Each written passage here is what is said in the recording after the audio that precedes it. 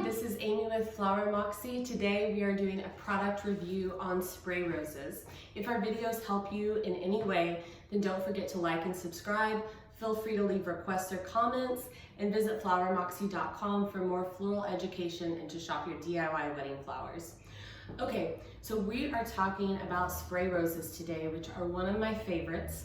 They come in 10 stem bunches and you typically have multiple blooms on one main stem. So it's pretty common to find 5 to 6 buds on one main stem, and I typically cut them down when using them in a bouquet and oftentimes in centerpieces. The great thing is they also are very hardy, so they work very well for floral crowns, combs, boutonnieres, corsages. I really love these. I love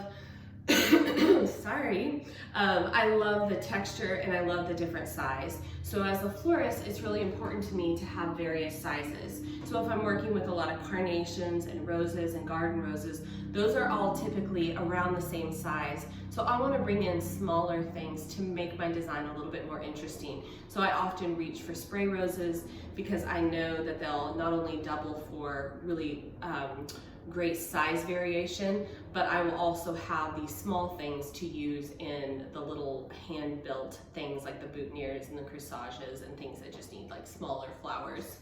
They also work incredibly well for bud vases. Okay, so when caring for spray roses, a lot of times these just came open. Some varieties like and we sell a lot of these, the cream spray roses that we sell online. Typically, I always request cream angelica spray roses. It's also called majolique, however you want to pronounce it. Those come closed and they're typically super underwhelming, and then they can blow out within a few hours.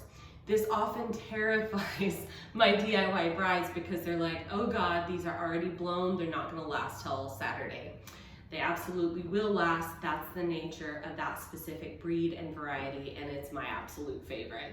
I like my sprays to blow out. Some people do like the really tight buds, but it really just depends on what variety you get. Snowflakes don't really open as much as the majolicas. One thing to know about the spray roses is you still have to deal with guard petals just as you would with standard roses.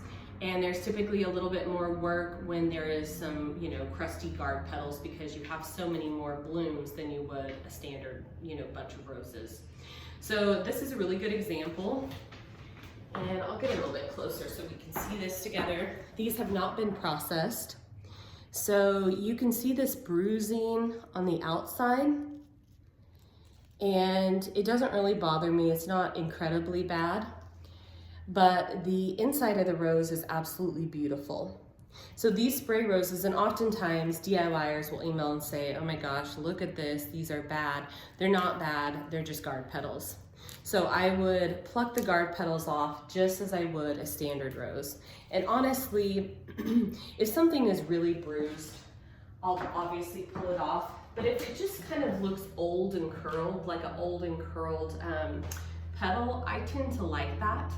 But that's a personal preference. It makes it feel a little bit more organic for me because I'm pulling in foraged elements. I don't mind if I get like a branch with, some dryness to it and like a dried berry on it, if I'm building something in a real organic garden fashion. But that's my own personal preference. You might feel differently, and if that's the case, then pluck it off. Another thing is you will have buds and blooms that are not all perfect. So for instance, this one, super beautiful, but this one right here looks kind of rough. So I would come in and pluck this guy off, just snip it away, clean it up and try to use it in a bud vase.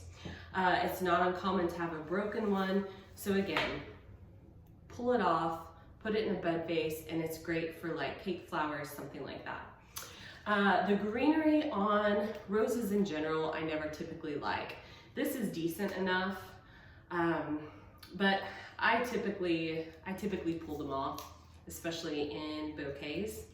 If I'm building something a little bit more large scale, like an urn or an arch, if the leaf is ugly, I typically will leave it on because it's not going to be seen, and it creates a little bit of denseness that I want in a large scale arrangement like an urn. So that's usually how I discern if I want to cut something apart or strip off the leaves.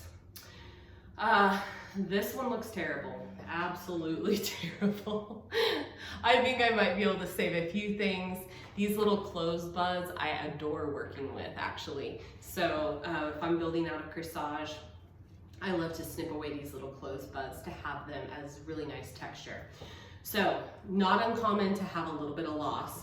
We always account for about 5% loss in flowers in general when you're a florist. And when you're DIYing, you are not removed from the reality of being a florist. So guard petals, that's a total normal thing, very much a reality of being a florist, is you have to work your product. So if something comes in and it's bruised throughout and it's all broken, that means the bunch is compromised and it obviously needs to be replaced or refunded. But just having normal cleanup is very normal, very common, is part of doing your own flowers and being a florist. Spray roses are my favorite. They work very well out of water, so I use them a lot for if I'm tying florals onto chairs for an aisle. They're a great go-to. But yeah, I think that there is a lot of different ways to use these, and that's why I love them so much. If you have any questions, leave it in the comments below. Remember to like or subscribe and visit flowermoxie.com. Thank you so much.